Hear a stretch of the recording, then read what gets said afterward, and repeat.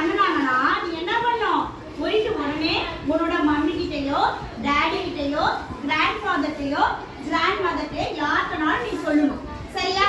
அதே உன்னோட லிப்ஸ்லயோ செஸ்ட்லயோ டாக்டர் உடனே செக் பண்றாங்க.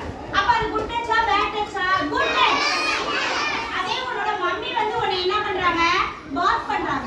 அப்ப வரும்போது அது குட் டச்சா பேட் டச்சா? உன்னோட டாக்டர் மதர் ஃபாதர் இவங்க டச் பண்ணாங்கன்னா அது குட் டச். அதே உன்னோட நெய்பர்ஸ் நீ ஃபீல் பண்ற மாதிரி அது பேட் டச்னு உணர்ற மாதிரி டச் பண்ணாங்கன்னா அது பேட் டச். அப்ப உடனே என்ன பண்ணணும்? ஸ்டாப் அப்படின்னு சொல்லிட்டு ஓடி ரன் பண்ணி போய் உன்னோட ஃபாதர்ட்டையோ மதர்ட்டையோ என்ன பண்ணணும்? உடனே சொல்லணும். அப்ப சொல்லும் போது அவங்க என்ன பண்ணுவாங்க?